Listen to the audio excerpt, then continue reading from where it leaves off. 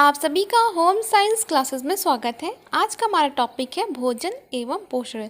तो चलिए आज बात करते हैं पहले भोजन के बारे में। तो भोजन किसे कहते हैं? भोजन वह सभी ठोस एवं तरल भोज्य पदार्थ होते हैं जिसे हम खाते या पीते हैं, जिसे आसानी से पचाया जा सके, जिससे शरीर को ऊर्जा मिलती हो, शरीर की वृद्धि, ऊतकों की मरम्मत एवं पोषित करता हो, भोजन कहलाता है। वो सभी ठोस पदार्थ या तरल जिसको हम खा सकते हैं, उसको पचा सकते हैं, जिससे कि शरीर को वृद्धि हो, विकास हो, ठीक है, जिससे शरीर को ऊर्जा मिले, जिससे वो काम कर सके, उसे भोजन कहते हैं। अब बात करते हैं पोषण की। तो पोषण क्या कहलाता है? पोषण हम किसे कहते हैं?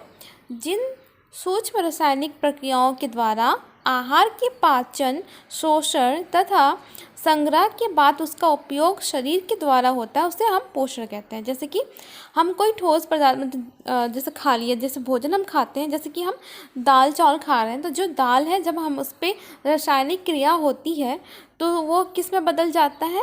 वो उससे हमें क्या मिलता है? प्रोटीन मिलता है। और प्रोटीन हमारा क्या होता है? जो ऊतक या हमारे शरीर में जो भी टूट फूट होती है तो उसकी मरम्मत करता है प्रोटीन, ठीक है। तो ये जो मरम्मत हो रही है तो उससे क्या हो रहा है? हमारे शरीर को पोषण मिल रहा है, तो इसे पोषण कहते हैं। और पोषण, ठीक है, पोषण की हम बात करें, पोषक तत्वों का अर्थ एवं प्रकार की। देखिए पोषण जो उसमें हमें मिलता है, जो खाना हमारा जो चेंज होता है, हमारा पोषक तत्व कहलाता है। जैसे कि carbohydrate, protein, fat, vitamin, minerals, water, ये हमारे पोषक तत्व होते हैं, जिसे हम यहाँ और आसानी से समझ सकते हैं। जैसे कि हाँ, तो जैसे बात की जाए, हम जैसे कि हम खाना खाते हैं, दाल चावल सब्ज़ी, ठीक है, ये क्या हो? हमारा भोजन हुआ, ठीक है। जैसे कि हम चावल खाते हैं तो चावल का पाचन हमारे मुख से स्टार्ट हो जाता है, कार्बोहाइड्रेट का।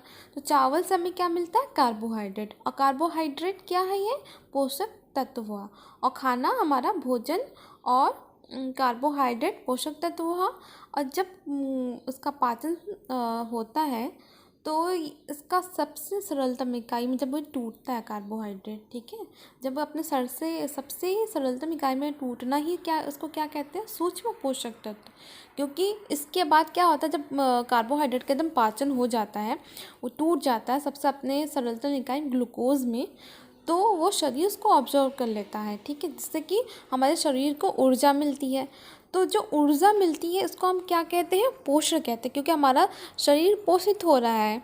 जब शरीर को ग्लूकोज को ऑब्जर्व कर रहा है, ब्लड में घुल जाता है, तो हमारे शरीर को ऊर्जा मिलती है, तो हमारा शरीर काम और अधिक काम कर सकता है। जब ऊर्जा होगी तभी तो काम करेगा ना। तो यही चीज़ को हम क्या कहते हैं? पोषित होना। तो हमें पोषण मिल रहा है किसके द्वारा? ग्लूकोज के द्वारा। और ग्लूकोज कैसे मिलेगा? कार्बोहाइड्रेट के द्वारा। और कार्बोहाइड्रेट कैसे मिलेगा? हम जिसमें हम कार्बोहाइड्रेट होता है, जैसे चावल, रोटी, ये सब में क्या होता है? कार्बोहाइड्रेट होता है। तो समझ में आया?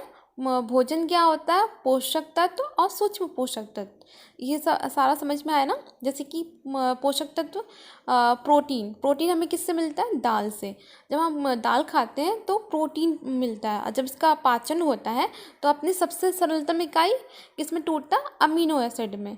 और ये अमीनो एसिड क्या हुआ? सूक्ष्म पोषक तत्व। जब अमीनो एसिड में टूट जाता है तभी हमारा शरीर उसको अपने ब्लड में ऑब्जर्व कर लेता है और कुछ मात्रा में इसको स्टोर करके यकृत में रख लेता है, कि जब आवश्यकता पड़ेगी तो वो वापस वहाँ से उसको ले सकता है। तो इस अमीनो एसिड से हमें क्या मिलता है? वृद्धि, विकास, और क्या है? कोशिका की मरम्मत होती है। किससे? प्रोटीन से, अमीनो एसिड से। अब बात करें फैट की। फैट क्या है? पोषक तत्व है, ठीक है। ये घी, मक्खन और जितने चीज़ें होती हैं, पेनट, ये सारी चीज़ों से फैट मिलता है। फैट क्या है? पोषक तत्व। और फैटी एसिड क्या है? सूक्ष्म पोषक तत्व, जो अपने सबसे सरलतम इकाई में जब पाचन के बाद टूटता है और जो ऑब्जर्व होता है ब्लड के द्वारा अपने शरीर में, तो उससे क्या मिलता है? ऊर्जा। ऊर्जा, ऊर्जा क्या होता है? जिससे हमारा शरीर और अधिक काम कर सकता है, ठीक है, उसमें एनर्जी आ जाती है, और जिससे कि उसको शरीर पोषित हो जाता है।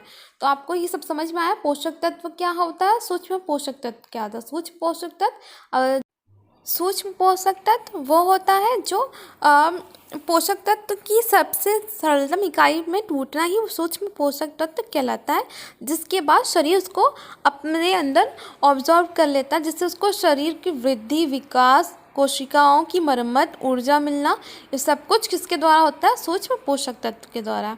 आपको ये टॉपिक समझ में आया? अगर समझ में आया तो प्लीज़ लाइक करें, शेयर करें और चैनल को सब्सक्राइब करें।